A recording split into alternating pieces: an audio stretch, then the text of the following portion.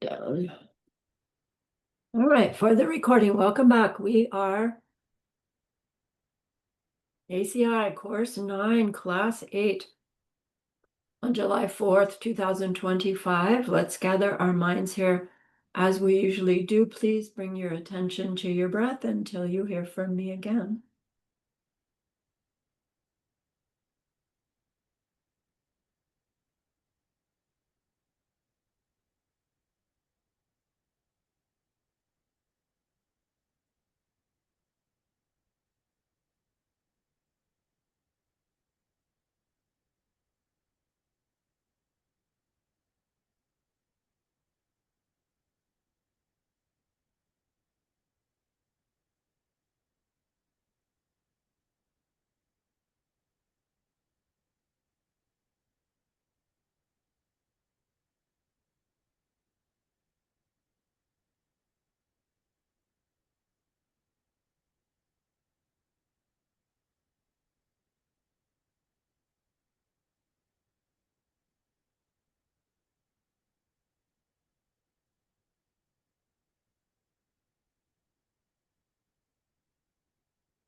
Now bring to mind that being who for you is a manifestation of ultimate love, ultimate compassion, ultimate wisdom.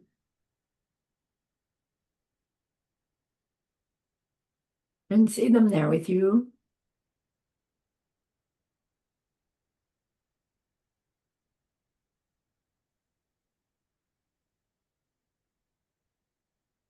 They are gazing at you with their unconditional love for you,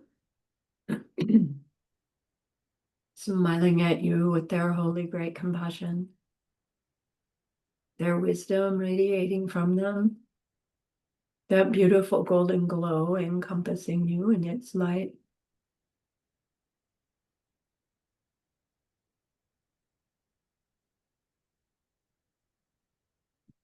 And then we hear them say, bring to mind someone you know who's hurting in some way.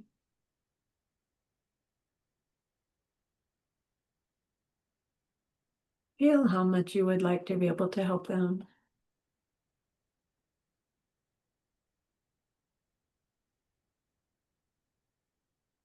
Recognize that the worldly ways we try fall short.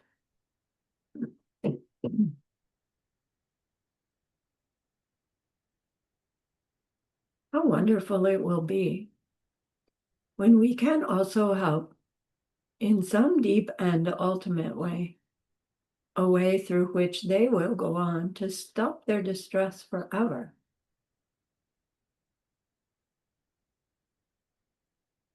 Deep down, we know this is possible. Learning about karma and emptiness, we glimpse how it's possible.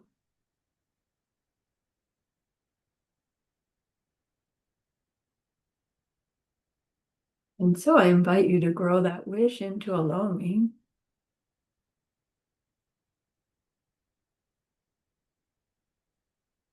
And that longing into an intention.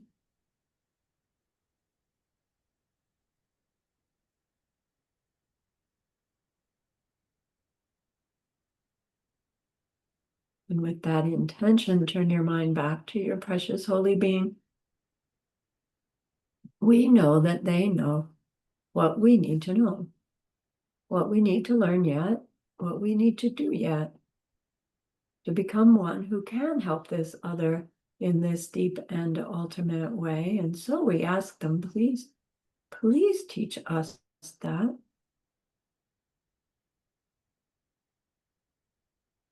And they are so happy that we've asked. Of course, they agree. Our gratitude arises. We want to offer them something exquisite. And so we think of the perfect world they are teaching us how to create. We imagine we can hold it in our hands, and we offer it to them, following it with our promise to practice what they teach us, using our refuge prayer to make our promise. Here is the great earth, filled with fragrant incense and covered with the blanket of flowers. The great mountain, 4 lands, wearing the jewel of the sun and the moon. In my mind, I make them the paradise of a Buddha and offer it all to you. By this deed, may every living being experience the pure world. Idam Guru Ratna Mandala Kam Niryatayami. I go for refuge until I am enlightened to the Buddha, the Dharma, and the highest community. Through the merit that I do in sharing this class and the rest, may we reach Buddhahood for the sake of every living being. I go for refuge until I am enlightened to the Buddha, the Dharma, and the highest community. Through the merit that I do in sharing this class and the rest, may we reach Buddhahood for the sake of every living being. I go for refuge until I am enlightened to the Buddha, the Dharma, and the highest community. Through the merit that I do in sharing this class and the rest, may all beings reach their total awakening for the benefit of every single other.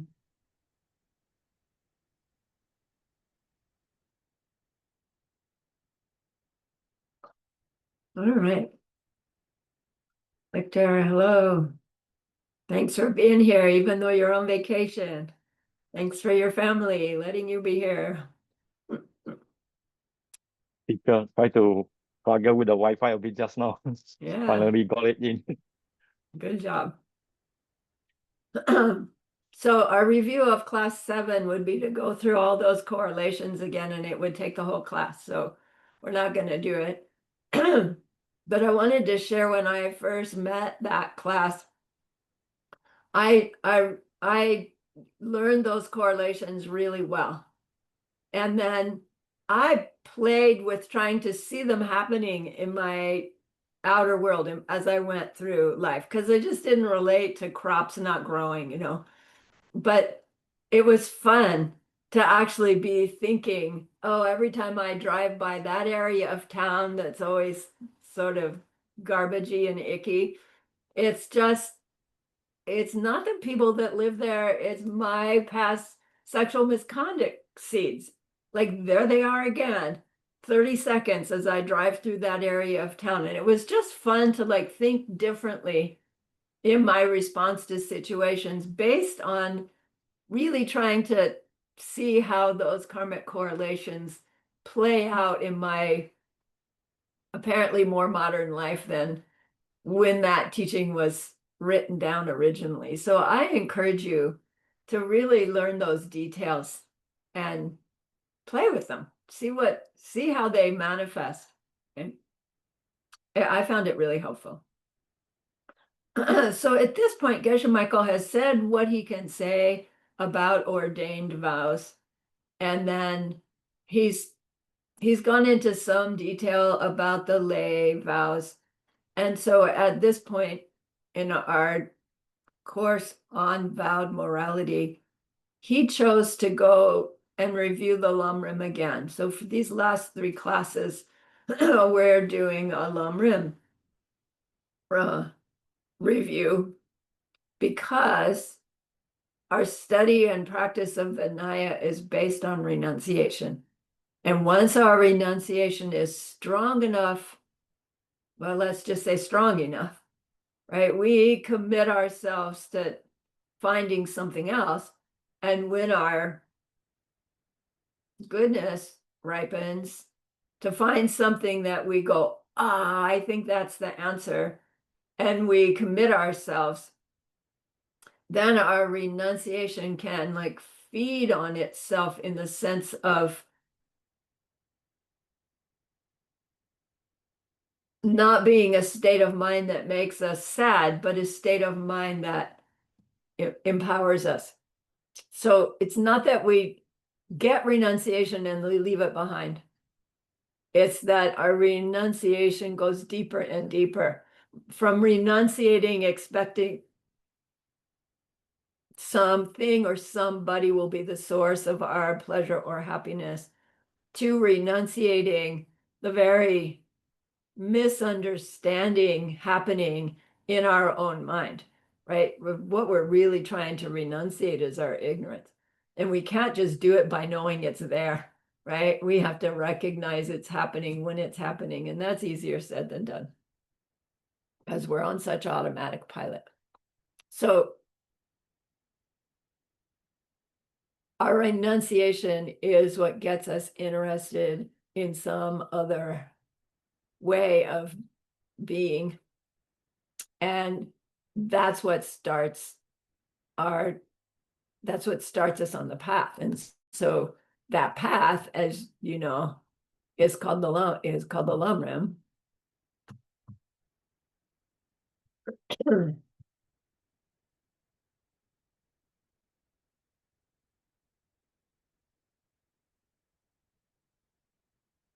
Which in Tibetan means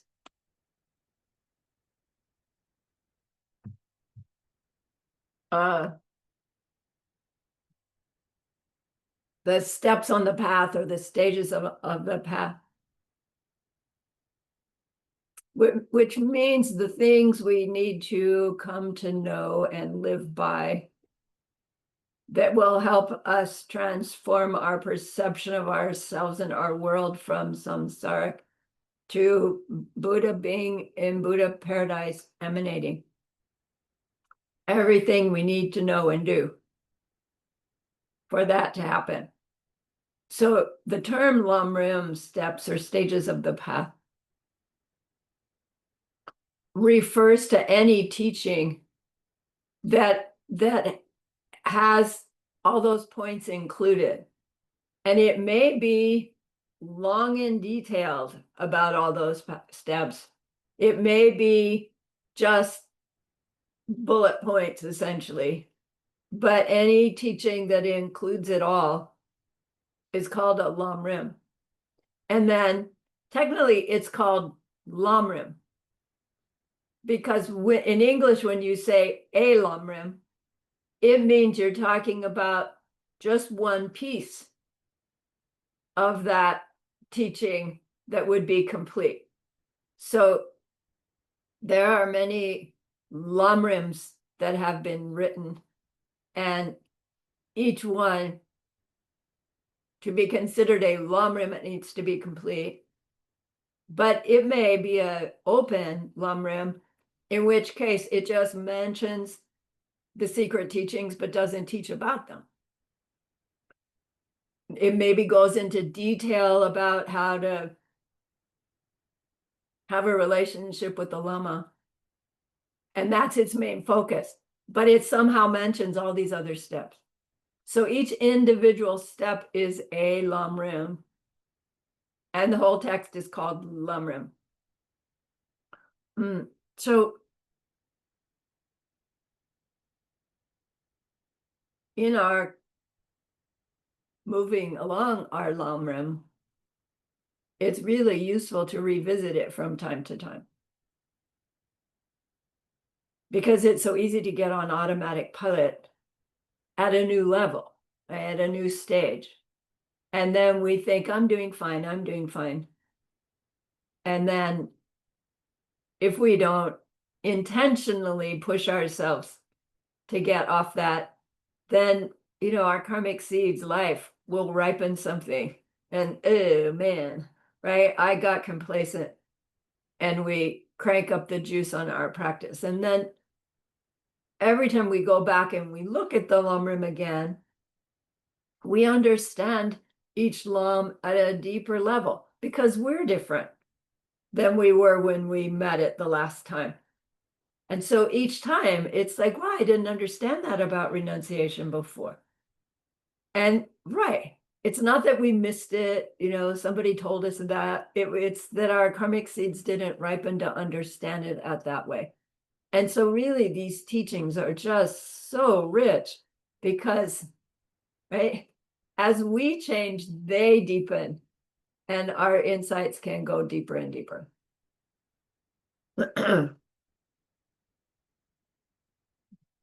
Casually use the analogy of Buddhism is like a car engine, It's made up of many, many, many parts, some more essential than others, but it really needs all the parts to function well, reliably, in the way that it promises to function. And if some of those parts get old or stale or go missing, that car either won't run, right? It won't work, or it'll not be efficient and reliable. So the Buddhist, the the the things that Lord Buddha taught as the method of going from suffering being to fully enlightened being, helping everyone do so too, is like a car with all these parts when they're working right to their efficiency, their maximum efficiency. But he didn't teach that whole thing in one sit. Each of his teaching came about as a result of something somebody asked. No, he didn't even gather everybody and say, let me tell you what's going on. He always waited until somebody asked something, and we'll see about that shortly. And so his teachings were all, started from a certain perspective, and then he would go back, this is what you need to know to understand this, and this is where it will go. And so over the course of his career, there's all these different teachings. And he himself didn't sit everybody down and say, okay, look, this is what you do first, this, and this, apparently. So what comes to be known as Lamrim comes out of Shakyamuni Buddha's Perfection of Wisdom Sutras, right? His teachings on the perfection of wisdom. And again, it's not all in one string. It's here and here and here and here. So somebody along the way had to have studied all of those and seen, oh, right, there's an outline here. I can make an outline about this path that's been taught, and I can put it all together, and maybe it would help it be easier for people. The first person to do that was Lord Atisha, and we'll hear about how it evolves. Once the first one got written, and it was very cryptic and needed commentary, right? Commentaries got written on it, and commentaries got written on that, right? So everybody had their way, not everybody, but the teachers had their way of, let me see if I can make this clear for my students, right? In the way of, I don't know, organizing the material for themselves and then how to share it. And one of those teachers who worked with the Lamrim was our hero Jetsun Kappa Lobsang Drakpa, 1357 to 1419. And he wrote multiple things that qualify as Lamrim, meaning all-inclusive in the path. One of them, the famous Lamrim Chenmo, really long, really difficult, apparently, even if we could read Tibetan. Like really good as a resource material, but not so much the kind of book you sit down and, read for entertainment. And then he wrote a really short one, Source of All My Good. Also complete, but just like one-liners, one sentence, one verse about the different stages, but all inclusive, so it qualifies. And then he also wrote one that's a brief presentation, Lamrim Dudun, which means a brief presentation on Lamrim, whose title, the text title, is Jainyam Gur. Jainyam Gur. Sounds like there's a Y in there, but there's not apparently. Jainyam Gur, we're familiar with, actually, from Geshe-la's teachings in April. This is the Song of My Spiritual Life. And it's a Lamrim by Jetsun Kappa. And it's unique in the sense that of all of Jetsun Kappa's writings, this is one where he actually says, this is what I personally undertook that helped me. So his other textbooks don't refer to his personal practice, but this one does, at least in this recurring refrain in many of the verses when he describes a certain part of the path, activity of the path. He says, this is what I put into practice myself. And if you're a serious practitioner, you might want to do the same. So it gives us insight into how this thing called the Lamrim can actually be used in life. So it sounds like Lamrim means there's this ladder, and we're at the bottom of the ladder, and where we're trying to go is the top of the ladder. And we step on one rung and we get secure on that rung, and then we step to the next one and the next one. And that each of these different lums are the things that we do to hang out and get secure on that rung before we go to the next one. Meaning things that we do in our interaction with others. And that's true, but technically the Lamrim, the steps on the path, is outlining the realizations that need to come to us to make this transformation from suffering being to fully enlightened being be happening. So a realization means something that we personally, directly experience, that we haven't experienced before, or that maybe we have, but we haven't understood it in a certain way before. That then, because it's now a personal experience that we had, in which we were in our right mind, we weren't hallucinating, we weren't on drugs, we weren't, right? We know we had a valid experience. Now that thing is real for us, and nobody can tell us differently because we've personally experienced it. So I like the analogy of riding a bicycle. So suppose you're an adult and you never learned to ride a bicycle, and you really, really want to know, what is it like to ride a bicycle? And so you watch every YouTube ever made.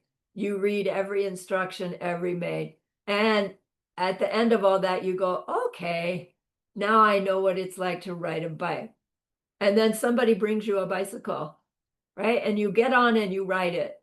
And and then you can do it, and you're riding a bike. Now you know what it is to ride a bike. Before, you had all this intellectual understanding, but no experience. Once you get on the bike and ride it, it doesn't matter if you had any of the intellectual experience. Now you know what it is to ride a bike, and nobody can ever say to you, nah, that's not what it's like. Because you did it. And even if you never ride another bicycle, you know what it's like to ride a bicycle.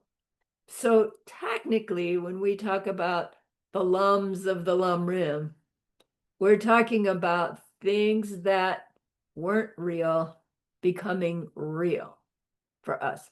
So for instance, our renunciation right? Renunciation is the recognition that nothing in our worldly world can go right.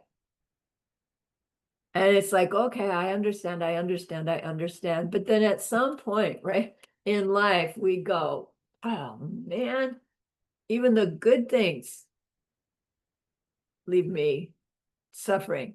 Or we go, like, a bunch of people around you, close to you, just die one after the other. Oh my gosh, right? The end of this life is just don't know what. To have a personal experience, no, you can't argue that. You now know it to be true. So these lum rims really are these making those ideas real. Some experience where, oh yes, now I know it to be true. And those realizations, they say, happen in a deep state of meditation, which require deep states of concentration, which is the result. It's a good result. So it has to be a result of kindness. So the way we cultivate deep concentration is by cultivating our kindness and cleaning out our past unkindness, selfishness. So it all really comes around that ethical living is the way we plant our seeds to improve our concentration, to improve our meditation, so that we have the platform for gaining these particular realizations that will move us along our path to enlightenment. All right.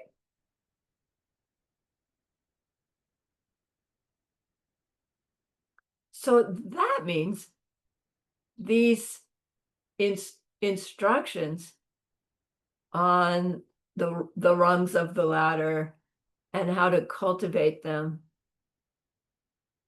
we would want to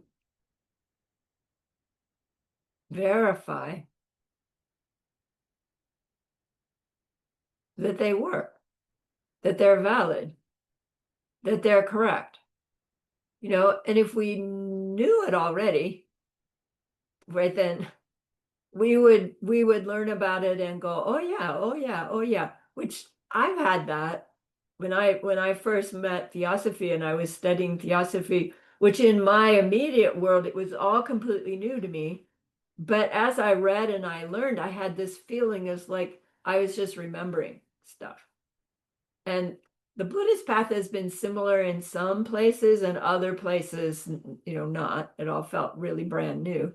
Why am I going there?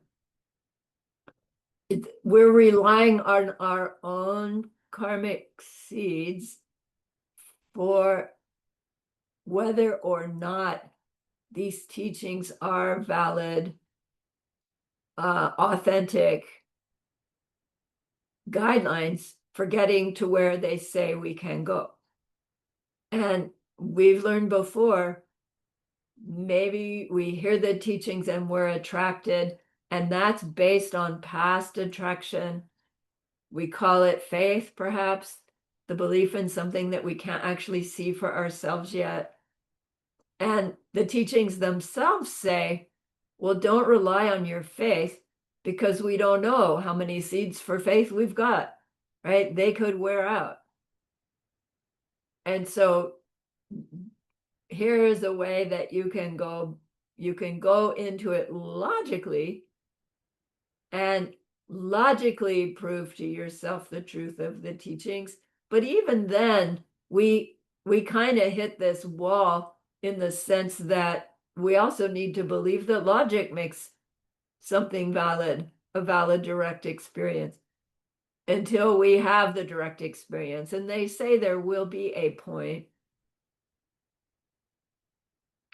in our path of preparation where we experience remembering all the teachings we've ever received. And I don't know if that means just in that life or if it means in every life. But when we have that experience, which I have not, now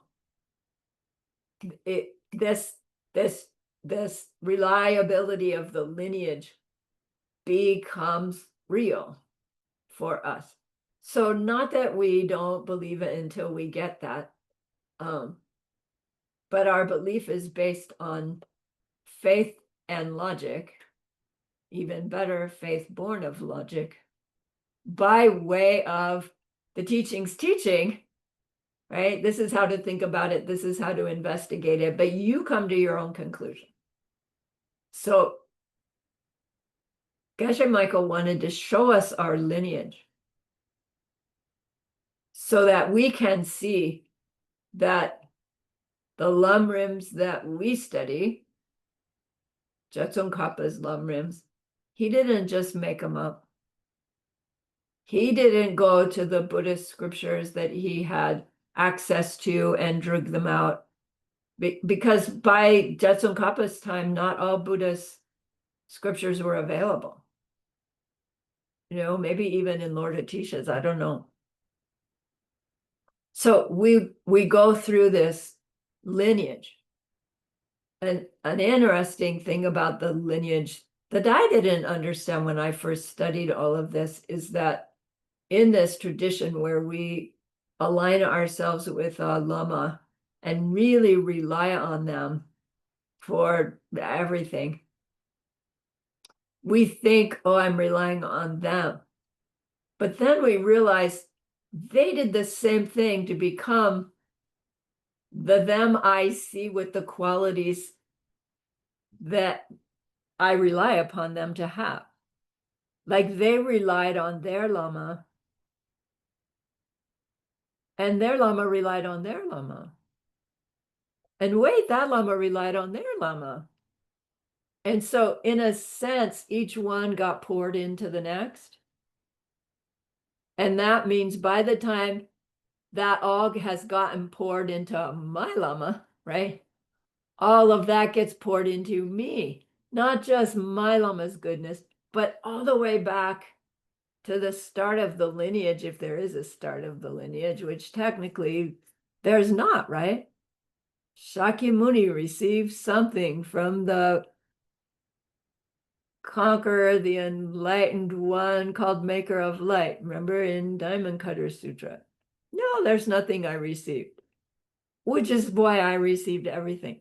So when we tune into the lineage, we're accessing that pouring down of love, compassion, knowledge, love, and power. If you remember Uttara Tantra, we have access to all of it to the extent that we are open enough to receive and use, right? So we go into the lineage here.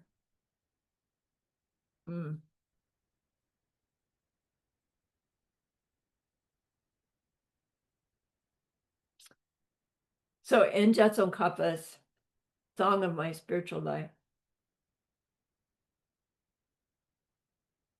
his opening verses are about honoring the lineage as a text is supposed to do, right? You bow down, you pay obeisance to what the subject matter is going to be, and then typically you pledge to complete the work and then you go on. So in Jetsun Kappa's Song of My Spiritual Life, these personal advices to his student that's far away, who, if I remember this story right, has just ordained his first crop or is preparing to ordain his first crop of people. And Jetsun Kappa writes to him, yeah, make sure that they understand the Lamrim. And he writes it. It'd be quite a letter to get from your Lama, wouldn't it? So his first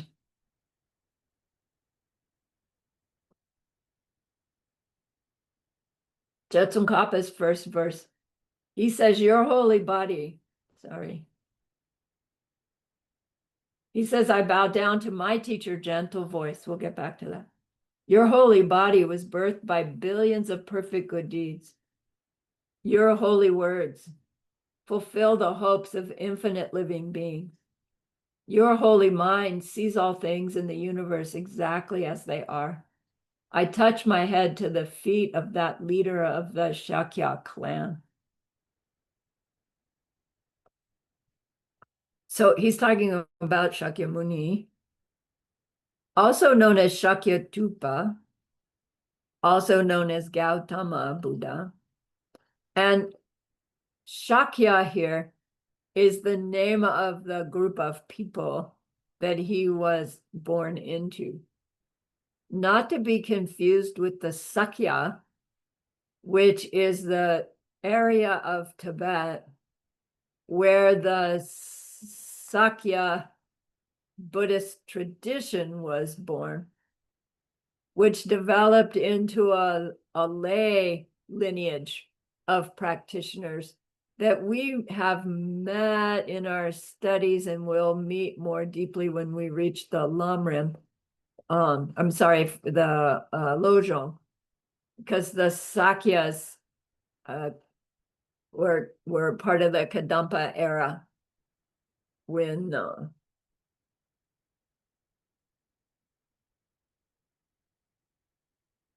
Lojong was gaining popularity. And the Sakyas was that lineage that had the Sakya Pandita, who was an old man, and the Mongolian Kong said, "Come teach me or I'll kill everybody." And he goes, "I'm an old man. I'm going to send my nephews ahead of me. I'm coming, but it's going to take me a long time." And the nephews get there first. And by the time the old guy gets there, the nephew has converted the Kong, and the Mongolians stop fighting, and etc. So we've heard that story. That's the Sakyas. So Tibetan, long, long, long after Shakyamuni walked the earth.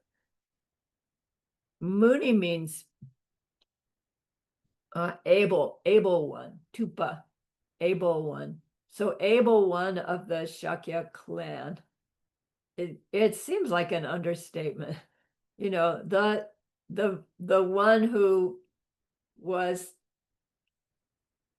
transformed, who completed the transformation from human into Buddha in that one lifetime, apparently.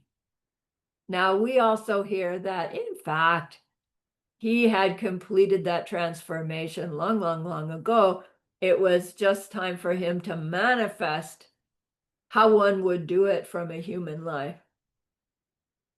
And so he manifests being the prince, having it all, rejecting it, making them mistaken spiritual practices, seeing that they don't work completely, finding what does, the emptiness dependent origination, marriage, putting that into practice, finally fighting off the last of the maras, the last of the illusion, and coming out as Buddha. And then finally getting off his cushion, and he waits for somebody to ask him to teach, which is a funny sort of thing, right? What if he walked around and it never occurred to anybody to say, "Hey, teach me"? And we know the story. He met up with those other ascetics that he was practicing with, who he left because it wasn't working. And they probably thought, he gave up and went back to worldly life. But then they see him again after having not seen him for a while. And I don't know, he must have been glowing in light or something. And those guys had the presence of mind to say, "Wow, what's up with you?" They asked him a question. And you want to know? Sit down. And he taught the 4 Arya truths. And apparently, on the spot, 2 of them saw emptiness directly. It's like, wow. So the able one of the Shakya clan is in our world, this first, our world turning Buddha of this era from 500, 550 BC. long time ago.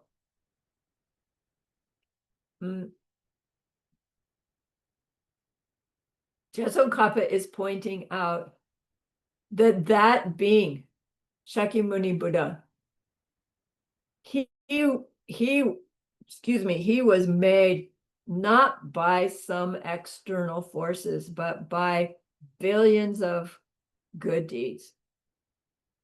You know, we think, oh, flesh and blood, body, personality, whatever that's made up of, intellect, whatever that's made up of.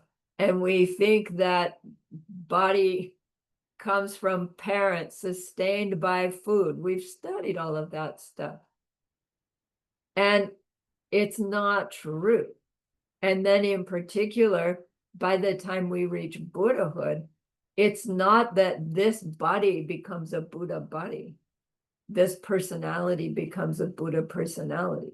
It's having a body that we believe is made of flesh and blood and bone is karmic seeds ripening. It's an incredible goodness to have a human physical body, no matter what shape it's in. It takes incredible good seeds to get into a human life and then to sustain it. So if we're human, we're ripening this incredible goodness. If we're human in a world where there is the Dharma, that's even greater goodness seeds ripening. If we are human in a world where there is the Dharma and we're attracted to it, that's even greater goodness that we have done before. That's creating that and sustaining it. If we're the human with the Dharma, met the Dharma, interested in the Dharma, that just get chills and cries, you know, when we hear the Dharma, even greater goodness. And we're experiencing it and using it up as we go. At the same time, when we have aches and pains and things go wrong and blah, blah, blah, and all the things that we blame on outer factors, there are outer factors involved. There are aches and pains and yuck that's going on. And it too is nothing but past behaviors ripening, behaviors that were harmful to others. Obviously, grossly, subtly, and really pushed by selfishness, right? The belief in me that's independent of things happening. So things happen to me that are independent of my own behavior. All of that is driven by seeds. Right? Even the mistake is driven by seeds.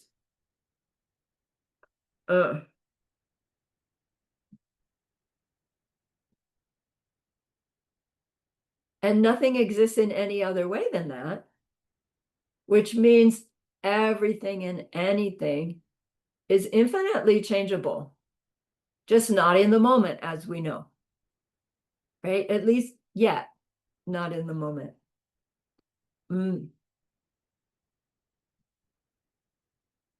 So to be here, studying at the level we're studying, we've done extraordinary kindnesses, goodnesses, even highly motivated, right? Even wisely motivated to some extent.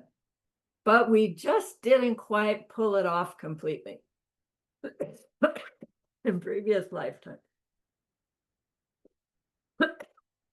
But our potential is that we can. Which is why we're here. The projection of totally enlightened body and mind have certain qualities, and those certain qualities are the ripening result from certain deeds. And those ripening qualities become what are called the marks and signs of a Buddha body, the exalted speech of an enlightened being and the mind which is omniscient. It can only come about forced on us by the ripening seeds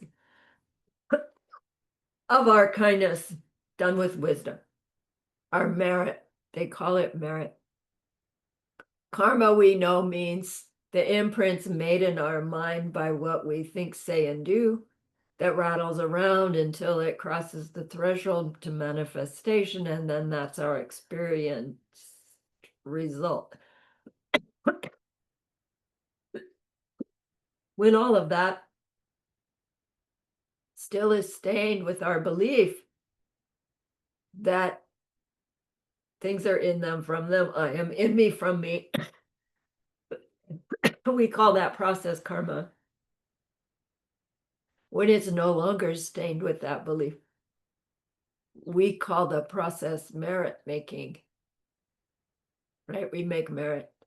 So we make merit to become Buddha. And once we are Buddha, we continue to make merit. I'm so sorry. Because we don't just become Buddha once and for all, right? We're still empty of self-nature as Buddha. We perpetuate ourselves as Buddha. And that's why emanations happen. Forced by our compassion, we emanate. And that's what perpetuates our state of enlightened being. Okay, so Shakyamuni Buddha.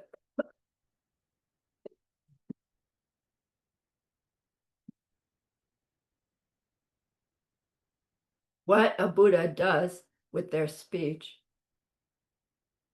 is teach. Really, that's all they want to do with their speech is teach. You know, they're not going to bother to talk about the weather or complain about their achy back if they have one. They're just going to say important, meaningful things. Now, they could talk about the weather and be saying important, meaningful things. But the point is, the main reason to become Buddha is to help people, other beings, become Buddha too. And the only way we can do that is to guide them in what it takes for them to clear out the obstacles to their wisdom and gather the goodness that can ripen as wisdom. We can't give them wisdom. Right? We can say it. We know it's like, just listen to me. But because of the emptiness of words, there's nothing even Shakyamuni Buddha can say to us that will make us go, oh, I get it. If our seeds don't ripen, oh, I get it. So I don't know. They say it's so blissful being a Buddha, but it seems to me like it must be frustrating. It's like, come on, I've told you a million times, Sarani. But they love us so much, you know, that they don't get tired. Thank goodness.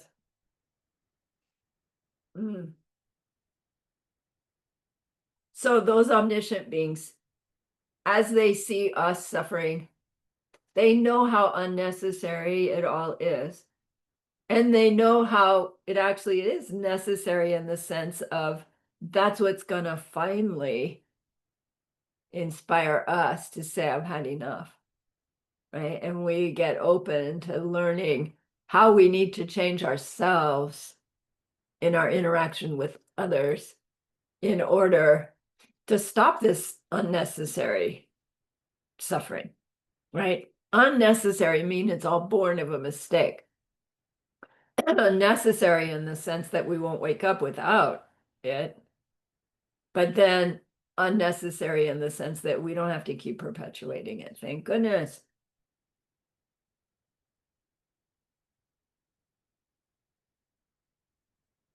So Jetsun I bow down to Shakyamuni Buddha, who created himself as Shakyamuni Buddha through billions and billions of good deeds done with wisdom, merit. 3 times 10 to the 60th, countless eons, right?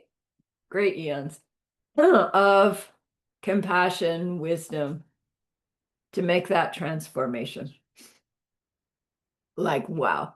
Geshe Michael says this text is like a love letter to Lord Buddha by way of Jetsun Kappa's other teachers. So he goes on in his second verse.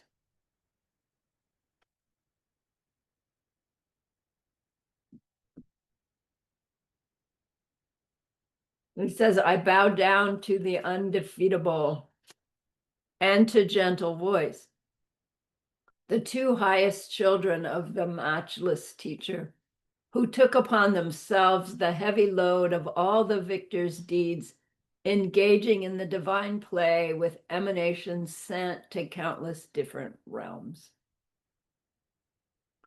So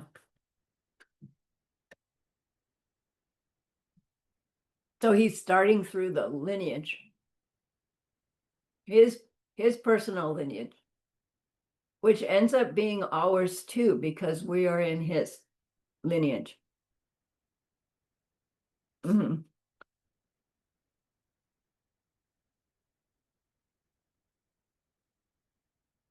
So Jetsun Kappa bows down to the undefeatable, another name for Lord Maitreya. the Tibetans called Lord Maitreya Jetsun Jampa. Jetsun means Lord, Jampa means love. So Maitri is this thing, quality we call love, meaning all I care about is your happiness. That's love. A little bit different, quite a bit different than worldly love, which has all those attachments and strings attached and etc. Expectations. You know, I love you so, right? You're supposed to do things in this way that make me happy. Versus, I want to be responsible for you being happy, seeing you be happy. Lord Maitreya's specialty is this wisdom love. And so they call him the undefeatable. You know, and we hear from other traditions, there's like love solves the problem. And in worldly, it's like, no, actually, love causes a lot of problems. But the love that we're talking about, it really does solve the problem. If we have no concern other than the well-being of the other, whoever we're with, right? How different we would respond, how different we would be, how different we would see ourselves. You know, and it's hard for a worldly mind to even quite relate to that, because our self-existent me is going to go, but what about me? You know, what if they hurt me in the process of me trying to help them like that? What if, right? What if all our self-existent me strength comes up when we try to even imagine loving others in this way? Deep down, this impulse that we're using the term Jampa or Maitre, love, to describe, is the impulse that stirs forth the most subtle wind that moves the mind out of the clear light. So when and if we go into the clear light at death and actually recognize it, which untrained we won't do, it's so blissful, apparently. It's so extraordinary that on, like, from outside thinking about it, we would think, wow, I would just want to stay there. Why would we ever come out of that being ultimate reality? Something has to stir us out. And the yoga tradition says, this really subtle wind that was in our indestructible drop that got destructed when we died stirs, something stirs. And for an ignorant being, what stirs is me, more me. I want more me. And it starts. For a wisdom being, what stirs is love, right? Wow, this is so spectacular. I want everybody to be it. I want everybody to have it. I want everybody to know it. Not in those words, of course, but in the feeling, right? It's a outflow. And so underneath every change in all of existence, technically, is this love, right? The want for other. Because we need other for self, right? There's either no experience whatsoever, or there's subject-object interaction between. You can't have just subject. You can't have just object. You can't have an experience without subject and object. So underlying everything is this love. And so love is called undefeatable, right? It's always going to win. It just takes a long time, maybe. So Lord Maitreya is this being who is known for the specialty of this love. In the open teachings, Lord Maitreya and Manjushri, they're said to be high-level bodhisattvas. And they show up at Buddha's teachings because they have the insight to know what question to ask for Shakyamuni Buddha to be able to teach what the audience there of humans and less didn't even know to ask. If I was there at Shakyamuni's class, I might say, what seeds are causing my elbow pain? When really what I need to hear, right, is some teaching about something else. I don't even know what to ask. So these high-level bodhisattvas show up in the crowd, and they're the ones that ask the question, because the rest of us would ask something that wouldn't be helpful. So Lord Maitreya's, even as this high-level bodhisattva, his specialty is love. Lord Manjushri, Jampal Yang, his specialty is wisdom. They both, of course, are masters of both. So Lord Maitreya's specialty is that specialty of the bodhisattva ideal. He describes, well, Geshe Michael paraphrases his description of the bodhisattva ideal of, I will spend every moment of my forever trying to make others happy. Totally irrelevant to myself, forgetting about myself, thinking of others only. Because caring for others brings automatic happiness.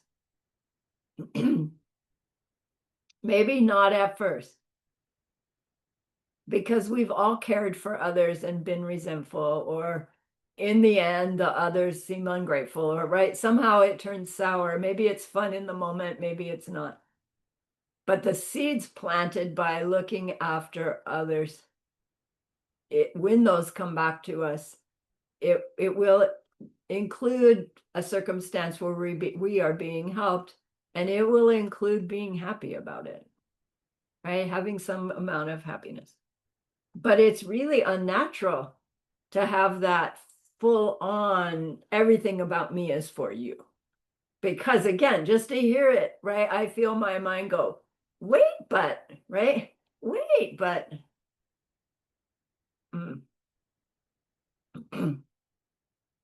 So the Bodhisattva ideal, it's one wing of the bird. Lord Manjushri, as the great Bodhisattva Manjushri, his specialty is wisdom. His name, Jumpe Yang, means gentle voice.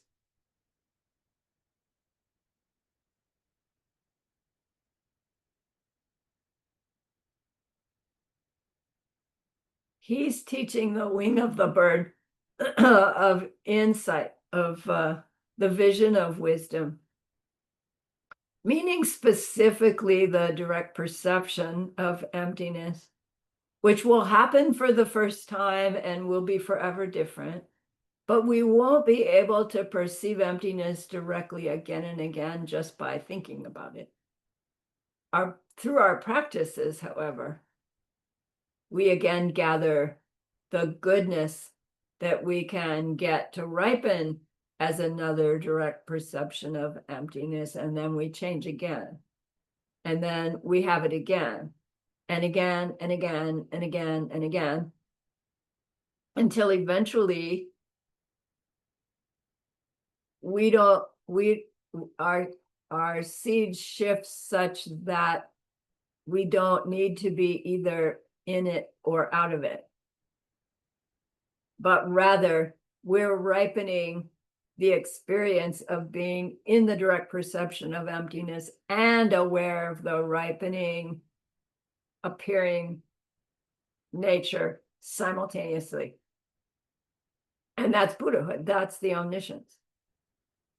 So as we're getting there, you go into the direct perception and then you come out. And you're in your appearing world. You go back in. Some period of time, you come back out. Eventually, it's going to ding, both at the same time. It takes two wings of the bird to do that. The Bodhisattva ideal, as great as that compassion and love is, how amazing it would make us be. It's not enough to reach Buddhahood.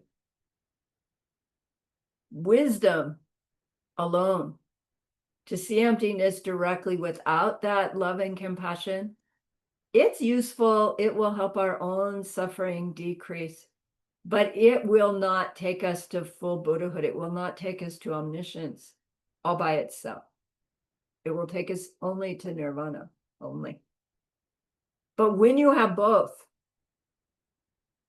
right, they say you can't help but fly all the way to full Buddhahood.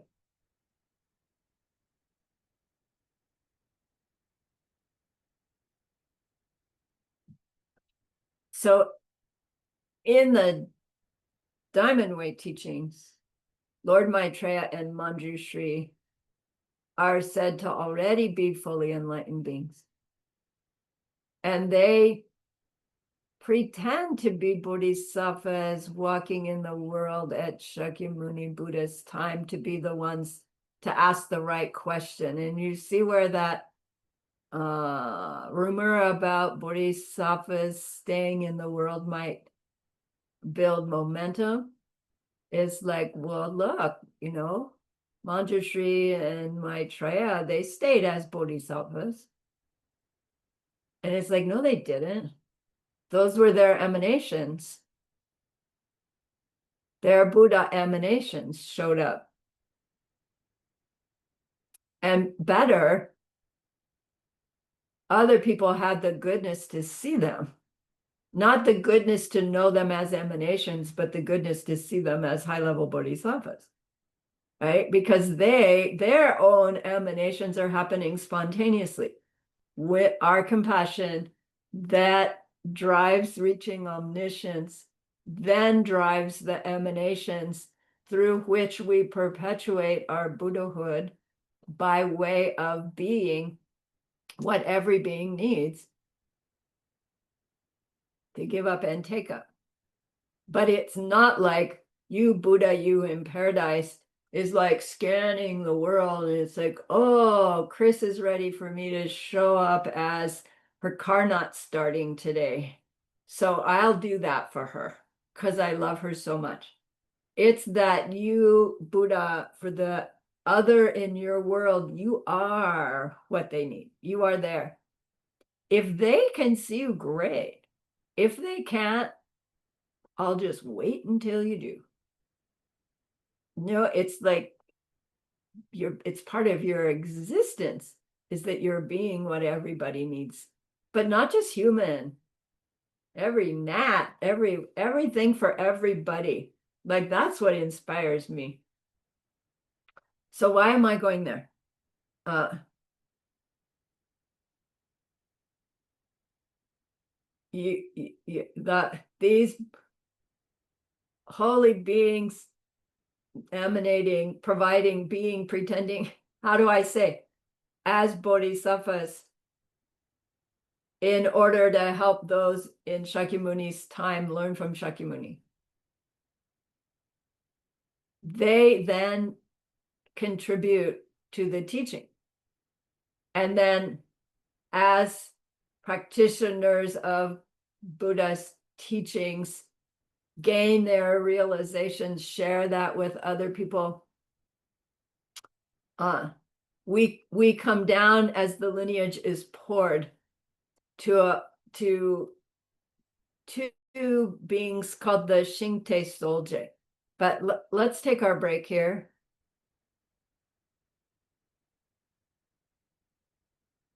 I will stop share and pause recording.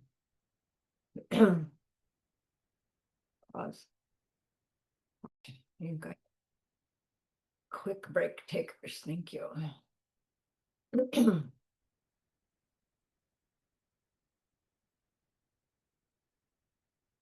So in Buddha's time, the people had the goodness.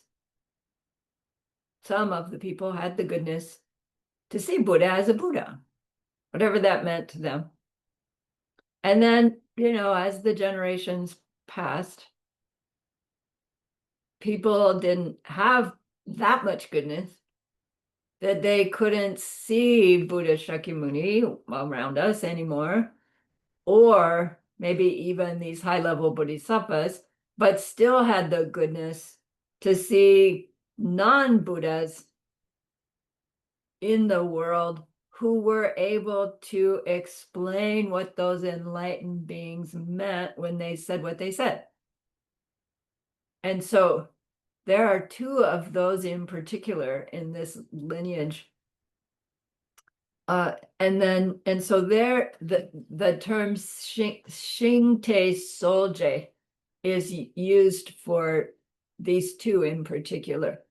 Shingte means a wooden horse, and Solje means inventor of the wooden horse.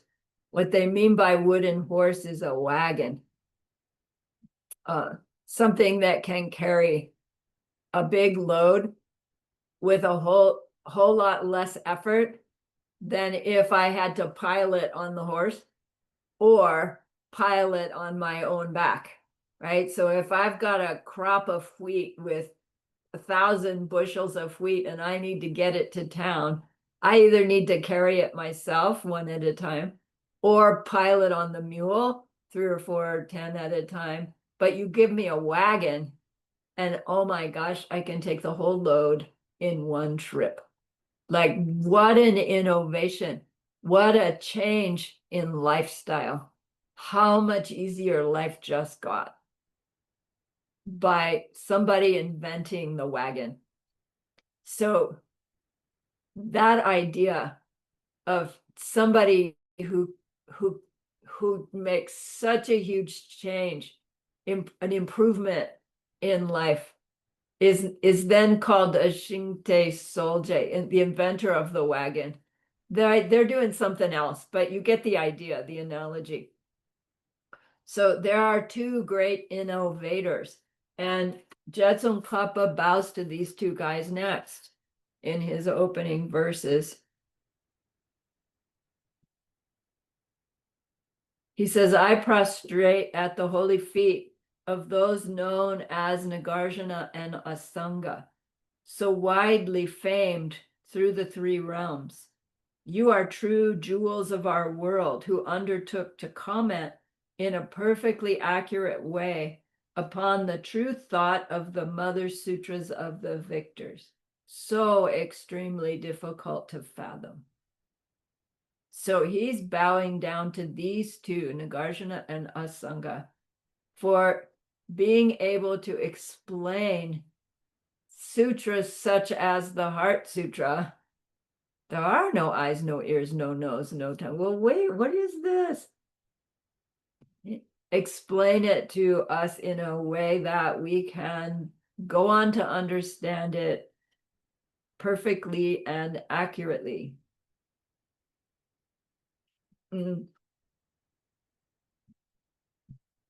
Because of how they were able to help people understand this marriage of karma and emptiness, the marriage of compassion and wisdom, so much more clearly.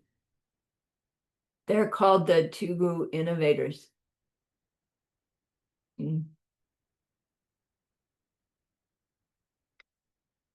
Nagarjuna came into the world 200 AD. They don't give a dying date. His specialty was wisdom. Arya Asanga comes later, 350 AD. His specialty was Lord Maitreya's emphasis on love and compassion. They both have mastered both, of course. So Arya Nagarjuna is emphasizing Manjushri's wing of the bird, the vision of emptiness, understanding emptiness and its relationship to all appearances. And Arya Asanga is specializing in Lord Maitreya's teachings, right? We know the story. He got them directly from Lord Maitreya, brought them back, right? Helped us understand.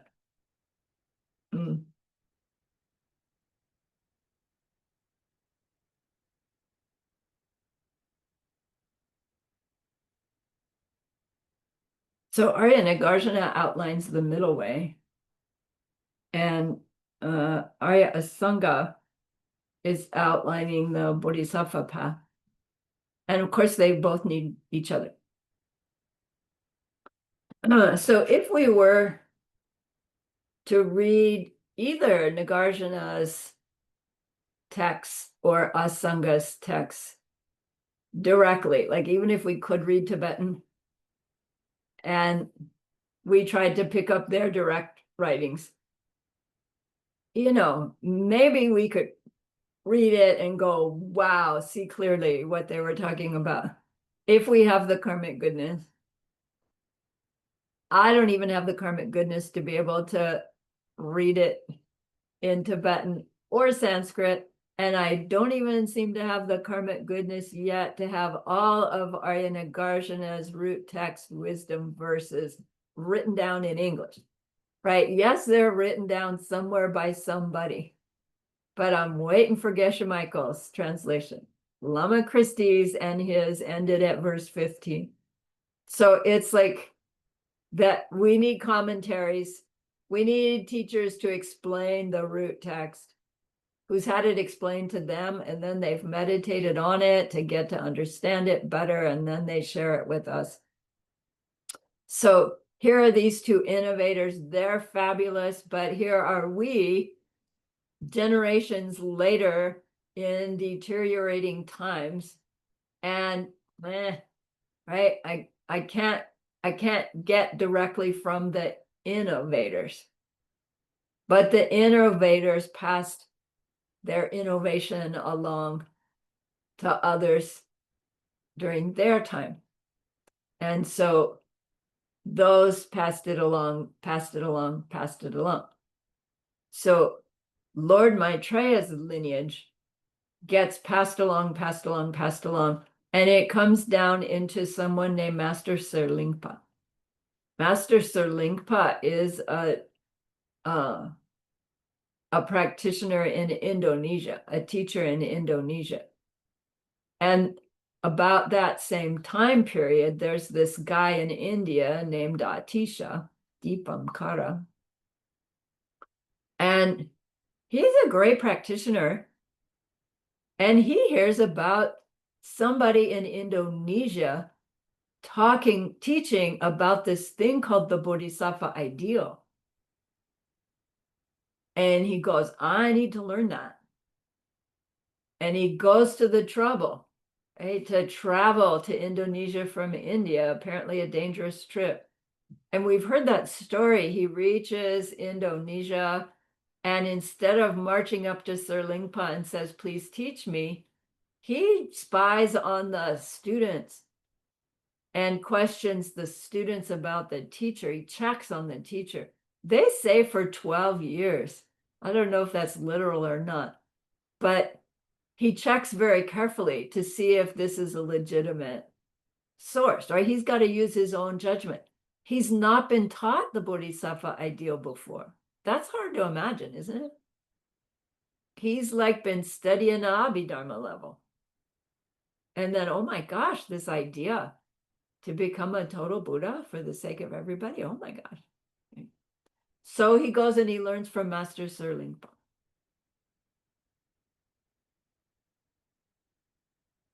And we know that as some of the start of the Lojo, right? But Lord Atisha also had a teacher named Vijaya Kokila.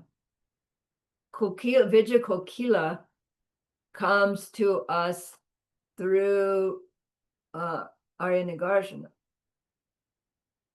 So Vijaya Kokila's specialty is the marriage of karma and emptiness, the seeing emptiness directly, deep stages of meditation, those kinds of things.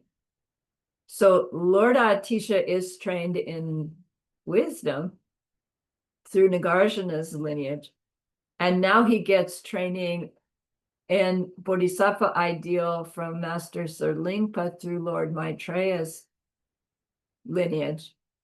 And he goes, wow, now I see the complete package.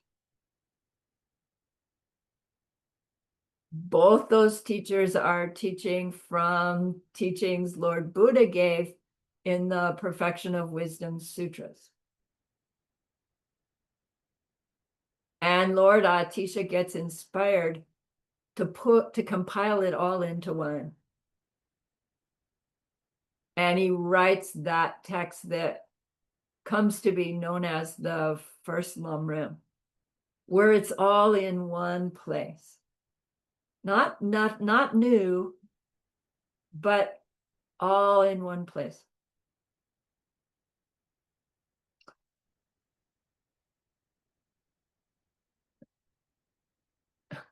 It comes down through the ages. Commentaries written on commentaries written on commentaries.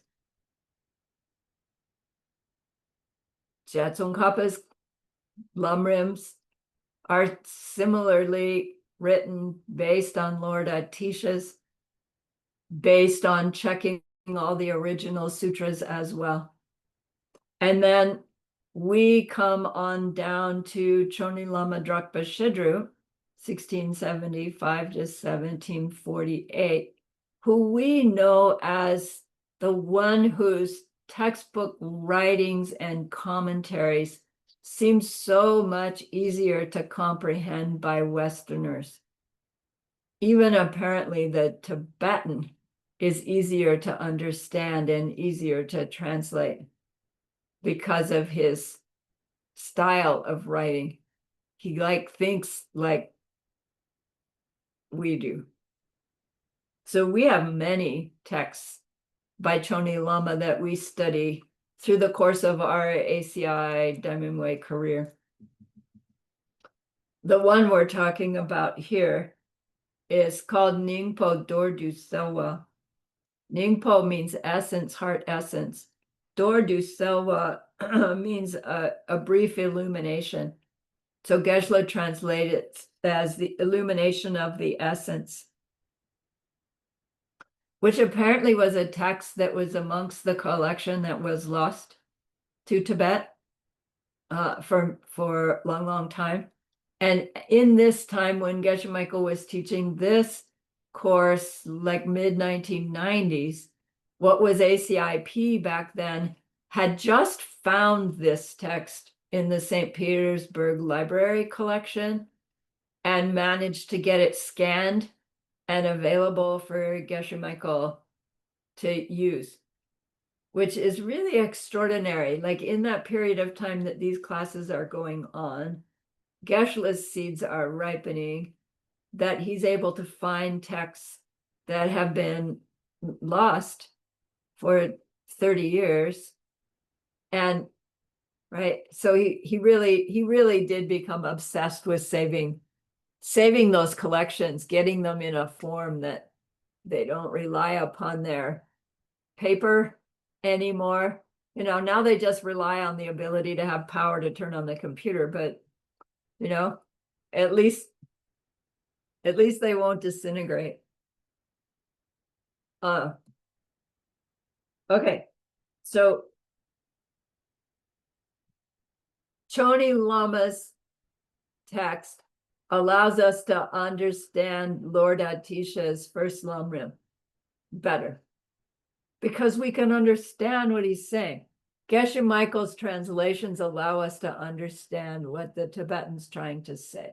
In my experience, not all English translations of Tibetan texts can I read and go, oh, I think I get it, right? That just is like, what are they trying to say?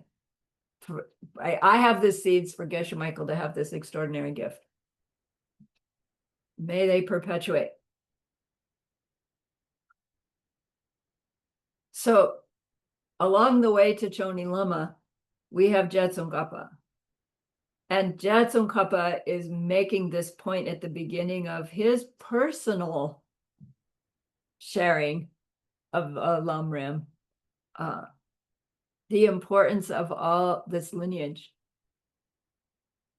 of how necessary it is for us to receive from the lineage, and how important it is for those who become part of the turning of the wheel to do so as authentically and accurately as they can, to clearly say, this is my personal experience, this is what was taught to me. You know, fully understanding that, right, until we're Buddha, we can't quite get it right. But we try and try and try. Always with this understanding that we're being the vessel, right, that's pouring it through to someone else.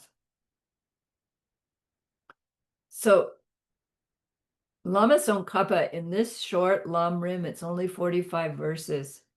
He spends the first 5 of those verses on bowing down to the lineage, so that we can know that we have an unbroken lineage all the way back to Shakyamuni, which then puts us in touch with those beings that the one called Shakyamuni relied upon to become Shakyamuni, right? So it's not that our lineage stops at Shakyamuni, it starts at Shakyamuni. And, right, all the rest we're pouring into him, so we have access to them as well, even if we don't know who they are, right? Those other beings. So Chris is cringing at this. This is my techno inability to write out the lineage that we are in, that comes down to us in two branches, merges with Lord Aitisha, and then comes down to us. So it's like it goes backwards. Yes, Kongli, let's go. Let me go to you first before I do this. You mean I can ask question or later? Is it a long one? Let's save it for later. Let me finish and then, okay, at the end of class. Thank you. Okay, so here's our lineage. Technically, it's me. I receive from Geshe Michael. You receive directly from Geshe Michael too. So we'll say Geshe Michael. Geshe Michael is pouring into us. Ken Rinpoche Lobsang Tarchen poured into Geshe Michael.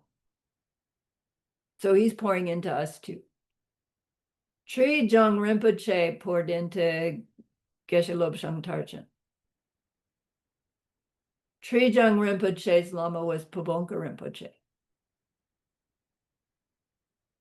There's two or three between Pabonka Rinpoche and the second Panchen Lama. Geshe Michael didn't list them all, but we know who they are.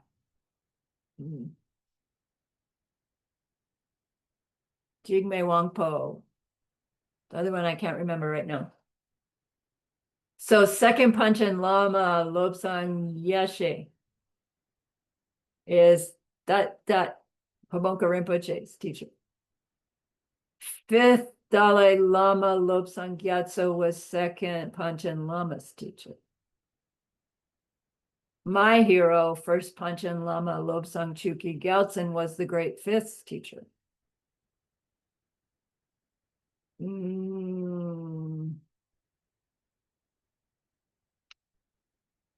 The third Dalai Lama Sunam Gyatso was one of Lobsang Chuki Gyaltsen's teachers. Gyaltso J. Kedrob J. was his teacher. Jetson Kappa was their teacher. Geshe Drolungpa is one of Jetson Kappa's teachers. Lord Atisha was Geshe Drolungpa's teacher. Serlingpa was one of Lord Atisha's teachers. Haribhadra was one of Serlingpa's teachers. There's a couple between Haribhadra and then Arya Asanga from Lord Maitreya. Right, so you see this lineage that here we are. Then Lord Atisha, here he is. He also had Vidya Kokila as a teacher. So too, Vidya Kokila had Chandrakirti as a teacher. Chandrakirti had a couple in between him and Nagarjuna. And Nagarjuna's the sharing the Manjushri wing of the bird. So because Lord Atisha is part of the one pouring into us, we've got both lineages. So that everybody that's getting Lord Atisha poured into them has both lineage. Do you see? So I imagine that Chris's brain is going, oh, how can I make this into a diagram that's going to be pretty? I can't wait to see it.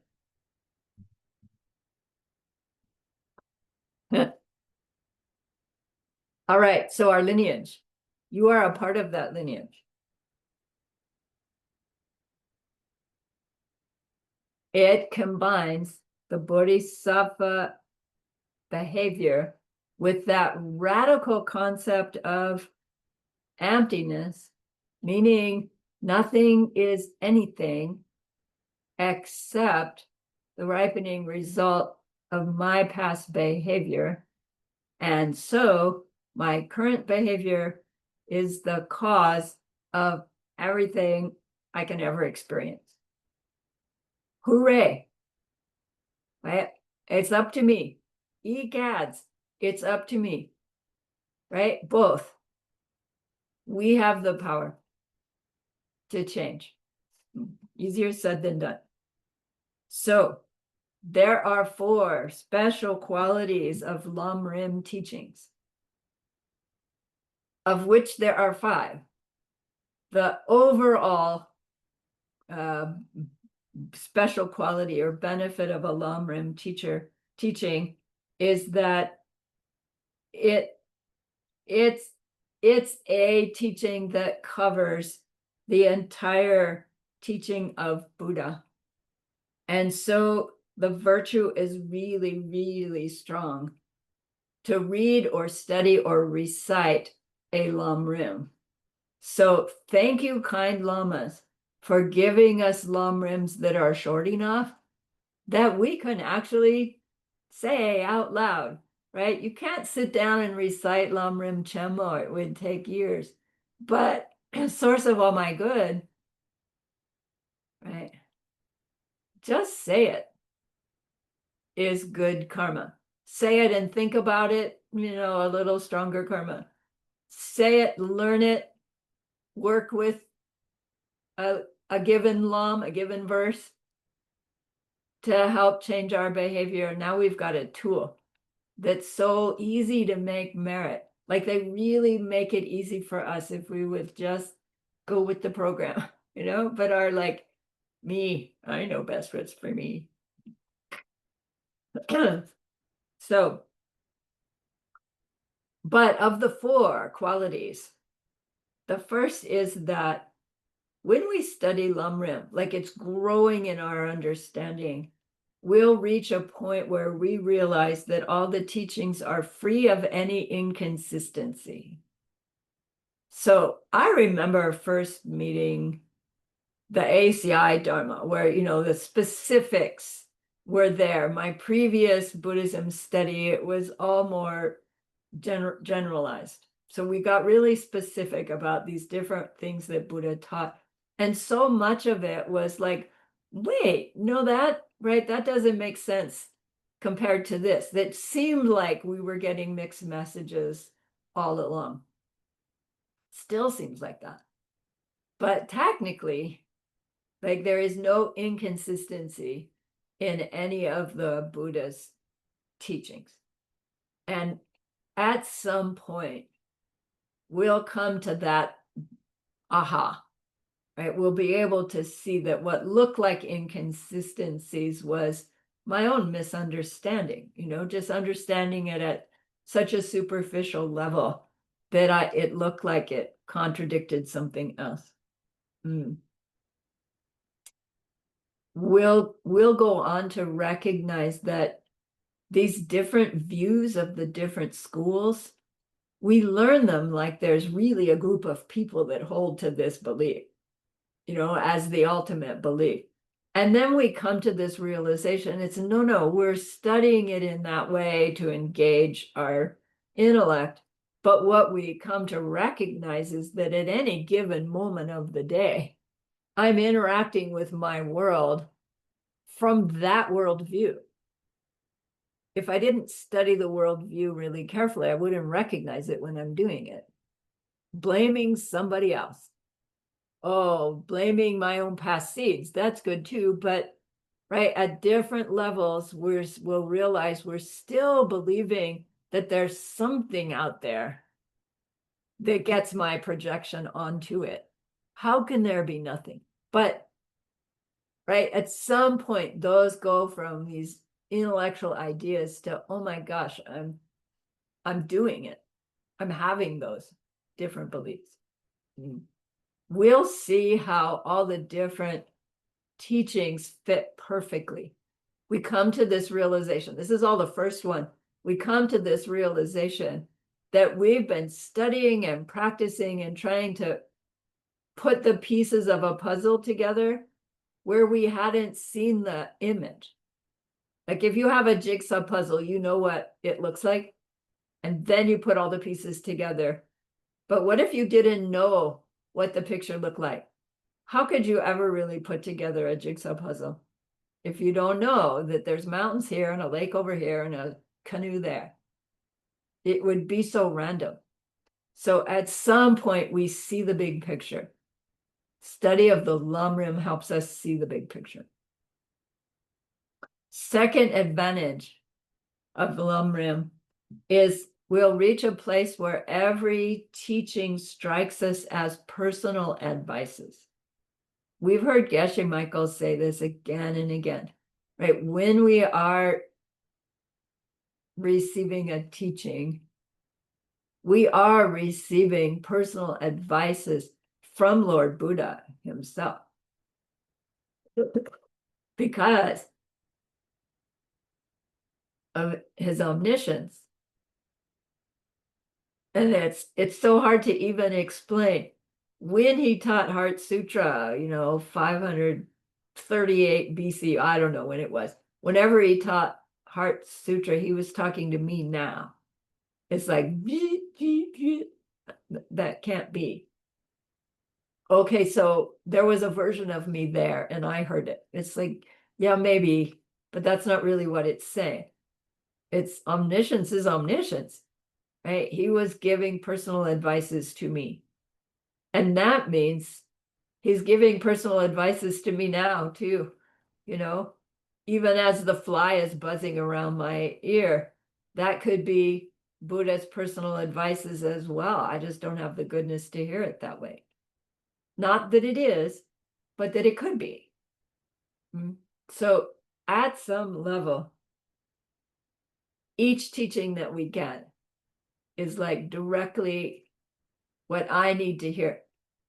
And I don't know, I got to the point where I would not ask questions in class. And I had to really work myself up in bravery to ask a direct question of a teacher, because I didn't want to look stupid. It was so stupid not to ask questions, but I wouldn't do it.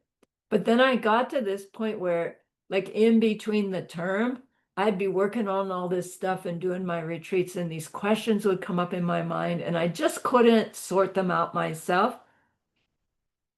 And the next course that we did at Diamond Mountain, it would get answered. Like almost as if, right, in class they said, now, my name was Susan then. Now, Susan, this one's for you. It sounded like that to me. But then other people were saying the same thing. They had different questions, but their questions were getting answered. And it gets like that at some point. And we think, oh, just in terms of Dharma teachings are special for me, but it can go deeper still, can't it? Like a billboard could have a special message for us. From its own side, no, of course not. From how I interpret it, sort of, but even directly. When in April, when a lot of people in the tradition are coming through Tucson to get to Diamond Mountain. All of a sudden, there was this great big billboard along the highway that said, "Live the Diamond Life." And it was a advertisement for a casino called the Diamond Casino. But everybody in our tradition, wow, this huge billboard reminding me to live according to touching the Diamond Way. It's like everybody was seeing it. It was so cool, right? Because that billboard hadn't been there before. Now, I don't know if it's still there. I haven't been along that road, but like that kind of thing. Messages for me. Studying, practicing the Lamrim will bring us to that point. Life gets pretty fun, more fun when we're at that level, and it'll come and go in my experience. But it's nice. Third special quality of Lamrim teachings is that it becomes easy to grasp the intent of the Buddhas, the intent of their teachings. So we reach this level where we really understand why Buddha taught any specific point at that point, like how the sequence is a necessary part of the Lamrim, how each one of the Lams serves as the foundation for the next one. Not that in our analogy of the ladder that you step from rung 1 and leave it there and go to rung 2. It's more like your rung 1 becomes real, and then it and you rise up into rung 2. And you're using what you've learned with, or how you've changed on rung 1. You're now using that as the platform to learn to live on rung 2. And then 1, 2, raise into 3, like that, right? We're bringing it all with us. And then, at some point along the rungs, we're not all the way to the top yet. It's like, oh, let's drop back down and revisit rung 1. And we find that it's so different than when we first visited it, because now it's imbued with all this other stuff. But when we work at that beginning level, again, wow. It's the beginning level is so much deeper. And then we carry that with us up into 2, and we do it again and up into 3. So the power of knowing what is rung 1, what is rung 2, what is rung 3, helps us see how these build upon each other, and how logical it is. Helps us stop struggling against which lam should I work on, where should I be in my practice, where am I in my practice, right? When we know the whole structure, it's like, oh, right, here's what's showing up in my life over and over and over again. That puts me on this lam, even if I thought I was over here. If I focus on the one that's manifesting for me right now, I can use it more conscientiously and intensely, and get moved to the next one. Most important in the intent of the Buddha is not so much an intention to get something right, as it is to understand that until we have omniscience, we don't get anything right. Right? The true intent of the Buddha was to show us that if we are one like him, we can judge another. And if we are not one like him and we judge another, we will fall. Remember that? I think it was course 2, proving to us, showing us that we don't know another's mind. We don't know what their motivation was for what they did or said. We don't know what they were thinking. We don't really know who they are. They look like my stupid boss who blames me for everything, and I don't ever do that stuff, but they yell at me all the time anyway. Right? Buddha's true intent is for me to see, oh my gosh, all that judgment of that other, it's mistaken, it's wrong. I can't know. It's all my seeds forcing me to see them in that way. That's closer to their true nature, my seeds ripening. So Buddha's real intent behind anything is to show us that we are mistaken in every perception we have. That's tough, but mistaken because we believe that all these valid perceptions of valid things happening that are very real are in them from them, to a me in me from me, and that interaction that's happening has nothing to do with my past behavior. Like, our ignorance is such that we don't even think of it like that.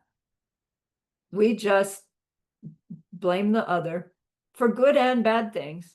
We think that the pleasure is coming from them or it, the displeasure coming from them or it, and that is a mistaken judgment that we're making. And so we fall as a result of every moment. Ay, ay, ay. Buddha wants us to see that we don't get it right. But we can get it right. And Geshe is already encouraging people on the aspiring to Diamond Way path to be thinking it's like the other person. They look like they're them, from them, but I understand intellectually that no, they aren't, they look normal, but they don't have to be normal. They aren't them, they aren't not them. They could be the angel. They aren't necessarily the angel, but they could be, right? Because they are blank. How we interact with them. Plants, seeds. So to interact with them, wondering, are they really what they seem to be? Or might they be Buddha emanating? And if they're Buddha emanating, am I going to be resentful or grateful? Hopefully, we'll recognize our resentful is coming from blaming them. And we might say, oh, thank you for giving me the opportunity to clean out that bad seed. And I'll try to be kind. Well, how far do we take that? If they're coming to beat us up, well, thank you, Buddha, for beating me up, right? Who's learning about Nagarjuna? And no, sorry, Tilopa and Naropa. No, the teachings aren't saying, let your bad karma ripen somebody hurting you. Because they're getting bad karma to do it. But every time our elbow hurts, and it's like, oh man, my elbow hurts so much. I've got to do something about it. It's like, wait a minute. Every time that elbow hurts, that's burning off some yucky seed, some ignorant, stupid hurting somebody's seed. How bad is it to have an elbow pain versus a car crash, a broken arm or something that would really interfere? I can be thinking, oh, every time that elbow hurts, okay, another negativity out of the way because I stop moaning about it. And then these little aches and pains and struggles, that they become actually a goodness. It's like, great, more of that out of the way. Instead of moaning about it. Like I'm talking to myself, right? I've been having some hard weeks recently. And I'm moaning about it. I'm getting really down about it instead of yay, yay, yay. Because my resistance to those pains, like if my mind follows up with that resistance, okay, no more elbow pain, you're fine. That negativity will accumulate until some big thing happens, and I get really pained or inconvenienced, as opposed to the little ones that were going away. Do you see what I'm trying to say? Little ones constantly being burnt off means there's less likely a great big one gonna wipe you out someday. When we think of those inconveniences, uncomfortables as good things, get it out of the system. Thank you very much. As opposed to fighting with it, struggling, right? Letting ourselves get cranky. So all of that within this third special quality of Lamrim teachings, easy to grasp the true intent of the Buddha to help us change our behavior even towards ourselves. Fourth one, it will save us from the great abyss. So this great abyss is the great abyss of rejecting a teaching. Like when we see the whole picture, and so we see how everything fits together, and so we're hearing all of it as advices from the Buddha so that we understand their true intent. Then when we hear one of those teachings that's like, oh, well, I don't want to believe that. We won't say, I don't believe that. Right? We'll say, wow, now that's a weird one. I don't quite get it yet. I admit I don't want to agree with it yet, but I'm not going to reject it. I'm going to put it on the shelf. Like I do this mudra, put it on the shelf mudra. Set it there for later. Maybe you'll never actually get back to it. But to say, no, that can't be true about a teaching by an authority, some being we've established as an authority, especially on our spiritual path, to flat out reject, plant such a strong seed to not receive more, like our own mind clamps down, and to not to have our teachings be rejected. And that's probably worse than, I don't know, that would be a debate. Which is we be worse, to you be closed to more teaching or others be closed to your teaching? Both are pretty serious. So when we understand the Lamrim well, these other three factors will make it such that it will not occur to us to flat out reject. It will also not occur to us to blindly accept. We'll understand how it all comes together. It's like, oh, okay. I will understand that meaning better later. It's okay to not act on something that we've heard. It's not okay to say to your mind, I won't ever act on that. Just put it aside for later.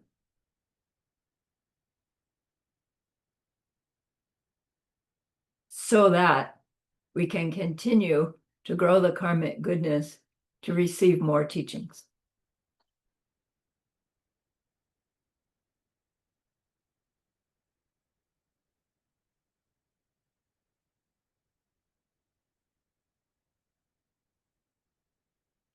Okay.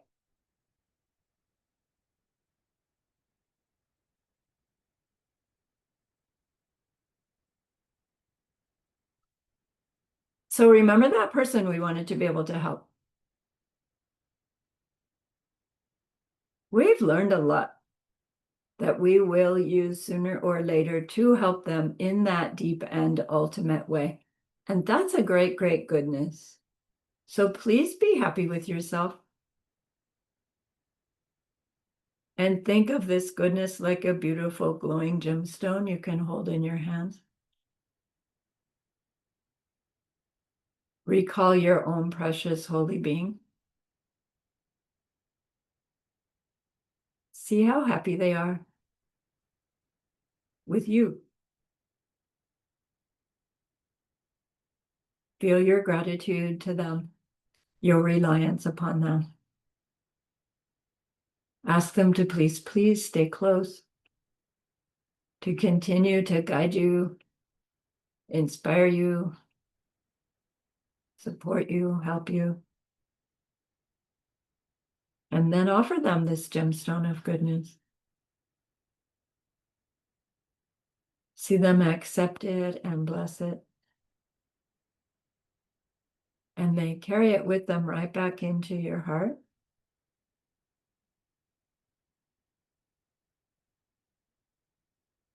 See them there, feel them there. Their love, their compassion, their wisdom. It feels so good. We want to keep it forever. And so we know to share it by the power of the goodness that we've just done.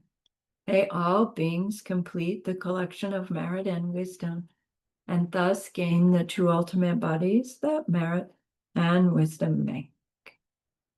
So use those 3 long exhales to share this goodness with that one person.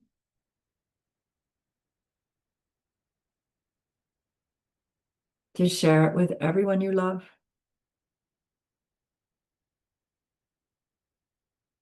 to share it with every existing being everywhere.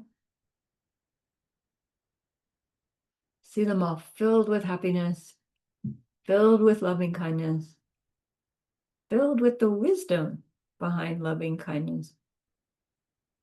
And may it be so.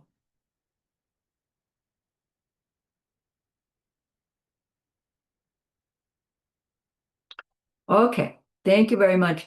So Conley had a question. You're welcome to stay for her question. You're welcome to go. We're done with class. Shall I record it, Conley, or is this a personal thing? It's okay to me. It's okay. Okay. All right, But what you it's- got? okay, I can ask now. Okay. Actually, this one Maitreya. Sorry, hold on, just a while, just a while.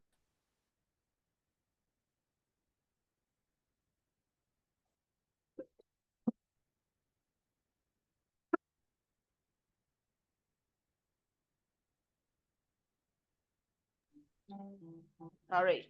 Because my niece is practicing piano, so it's a little bit noisy. So actually, my question is, Maitreya is supposed to be future Buddha, isn't it?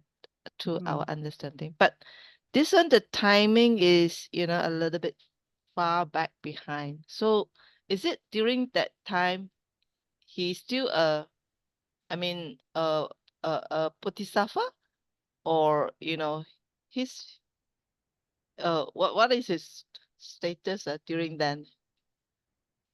Yeah, it's confusing. Yeah, yeah.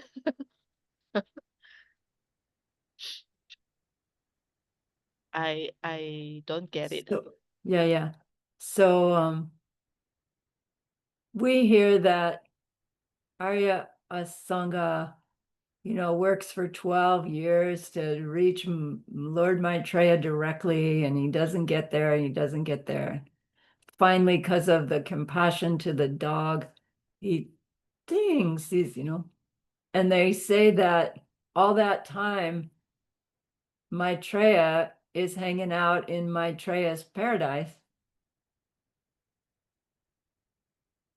And it sounds like he's there and not anywhere else. Which, if he's fully enlightened Buddha, he is there from his side, and his emanations are everywhere else. So, when Asanga says to Lord Maitreya, "Where have you been?" Maitreya says, "I was there with you the whole time. You spat on me, right? You sat on me. And it's like, so what is Lord Maitreya? Asanga is a sutra teaching. Is he meeting Maitreya as a high-level bodhisattva? Like, so high a level bodhisattva, he already has a Buddha paradise? That doesn't make sense. He's got to be a Buddha already. And then a Buddha will emanate.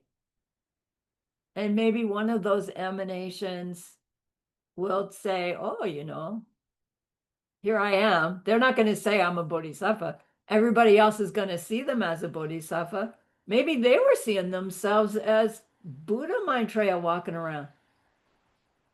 But if nobody else saw him that way, then he wasn't walking around Buddha Maitreya. Buddha Bodhisattva was walking around because that was the highest goodness the people had to see. Do you see how that answer is like, we want it to be, which one was he? Just tell me. And it's like, depends on who's looking, Oh, right? okay. Yeah, I Did think that if I'm help? not sorry, you say so. You say first, teacher. Does that help? Um, I don't know, because I think the previous teaching, I think, is it second one, he said that, in secret teaching he is already a Buddha, and then, I mean, if like, what we are, he's still a Bodhisattva. So if I'm not mistaken, so that's why, just now when teacher was explaining this, and then something come out into my mind, the future Buddha, then what is the status right now? So anyway. Right. He is the future Buddha right now, waiting for humans to ripen the goodness to see him walking around, because he's already walking around amongst us. His Buddha emanations are already here. Oh, okay. We See? can't see it. Okay. Someday there'll be a group of people, or at least one. Oh, this guy, he reached his Buddhahood. Now he's Lord Maitreya. But no, he was Lord Maitreya before. It is really hard. Our belief in self-existent things puts a wall up that makes it really difficult to understand. But work with it, chew on it, play with it. Or maybe it's our karma still haven't ripened. Exactly. We cannot see him Right. first. Okay. Exactly. And the second one, the Nagarjuna, Arya Nagarjuna. And then he's very special to me because of his snake. Is there a story behind it? Because Yeah. others I don't know how to differentiate, but him is very special. Right, right. So I don't have time for the whole long story, but Nagarjuna was able to show up in the Naga world, the world of water snakes, dragons, and they had the Prajnaparamita, the Perfection of Wisdom Sutras. The Naga king had a set. How? I don't know. But they loved that kind of stuff. They didn't know what it was. They couldn't read it. They just, my stuff. And Nagarjuna, had this wisdom. I need to go get that from that king. So he had these powers that he could do alchemy. And he did alchemy, I guess, on his self, that he could go and live in the Naga world. And he schmoozed with the king, taught the king the Dharma, and finally got the king. He was a little deceptive in how he did it, but he got the Prajnaparamita sutras from the king and brought them back to the world, is what the story says. So because he taught Dharma to the Nagas became his protectors. And so that's what the snakes over him, they're being like a sun shield. They're being protectors. He was protected by snakes and Nagas and dragons. Oh, you mean this one actually has a written story about? Yeah. Okay. Yeah, we'll get it someday. Sure. Yeah, it's a beautiful story. Thank Like he broke all the rules. He was a naughty guy. You mean Nagarjuna? Yeah, Nagarjuna. He was naughty. I mean, And then naughty boy, is it? a naughty boy, right? A gifted naughty boy. Okay. And he used it to his advantage, and then he paid for it. Yeah. Okay. You mean he need to, later he has some lesson to learn from it, and then Yeah. Okay. Thank you so Okay. much. Thank you. All right, my dears, I've got somebody waiting for me. I need to scoot along. So have a great weekend. I will see you Monday morning. We'll be on class at 9. Awesome. Okay. See you. Bye-bye. Oh, I forgot to stop recording. Stop recording.